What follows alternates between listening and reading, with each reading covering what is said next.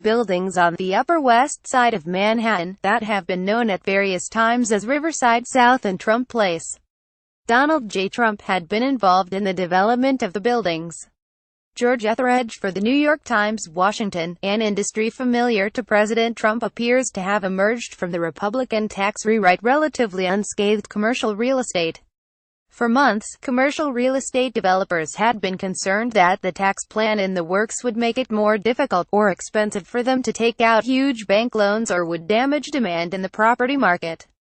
But if the plan unveiled this week by House Republicans comes to pass, developers like Mr. Trump, who made much of his fortune building skyscrapers, hotels and resorts, will have little to worry about. The industry was left whole, said Thomas J. Basaquino, president of NAIOP, a commercial real estate development trade group.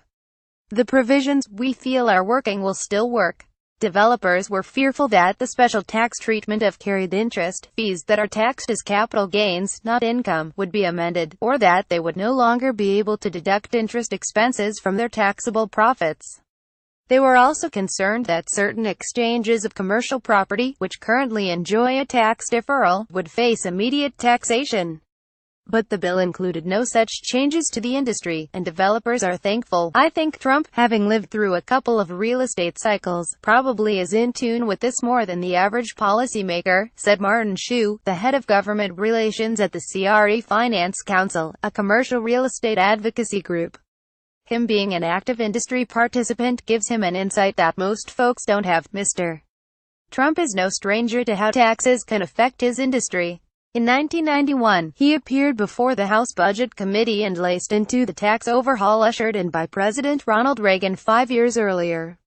Mr. Trump, a property developer at the time, said the legislation, which Republicans and the president himself now herald, was responsible for sinking commercial real estate prices and ushering in an economic downturn. This tax act was just an absolute catastrophe for the country, for the real estate industry, and I really hope that something can be done, Mr. Trump said then. This time Mr. Trump, who has the final sign-off on any legislation, and his business empire have little to fear. Companies can now deduct their interest expenses on commercial loans, but under the House bill, certain industries would face a cap on the amount of interest that could be deducted each year.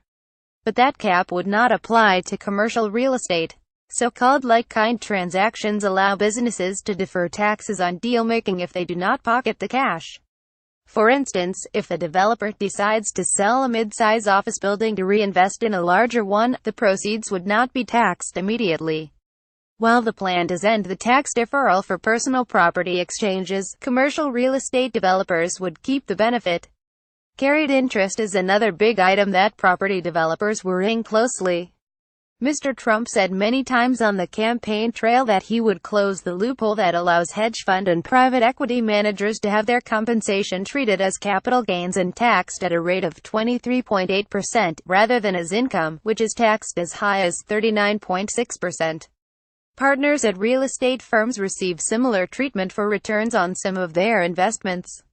Surprisingly, the House plan does not address carried interest, and the issue is largely moot because the new tax rate for pass-through businesses, which account for most real estate investment partnerships, would fall to 25%. Commercial real estate lobbyists remain cautious, since the bill could change as it moves through the House and Senate. The sector's residential real estate brethren are already feeling the pain of a tax plan that they say could rock the housing market by curbing the appeal of and limiting the mortgage interest deduction. Like the housing industry, commercial property was also hit hard during the financial crisis as companies laid off workers and needed less office space. While the market has largely rebounded, the Federal Reserve warned this year that property valuations were of growing concern and that appetites for commercial real estate lending could start to tighten. That Mr. Trump's industry has not been targeted with new taxes could provide fodder for critics of the Republican tax plan who have argued that the president is promoting policies that will enrich him and his family. Democrats have said that Mr. Trump must release his tax returns to provide transparency over potential conflicts of interest that he might have, at the very same time that Trump's plan undercuts the home mortgage tax credit, and a host of others, that middle-class Americans rely on, in order to finance a new giveaway to the wealthy and large corporations. He's including provisions that benefit his very own industry, said Andrew Bates, a spokesman for American Bridge, a Democratic political action committee. This entire administration is set up to help Trump profit. Over the years, Mr. Trump has used the special tax benefits that cover the real estate industry to his advantage. A $916 million net operating loss that he incurred in 1995 became useful because it could be carried forward to allow Mr. Trump to avoid paying income tax on future income for the next 20 years. That provision has been limited somewhat in the current version of the House plan. After the Reagan Tax Act, property prices declined because of a higher capital gains tax rate and limits on deductions for some business losses. Those in the industry now hope that the president has not forgotten.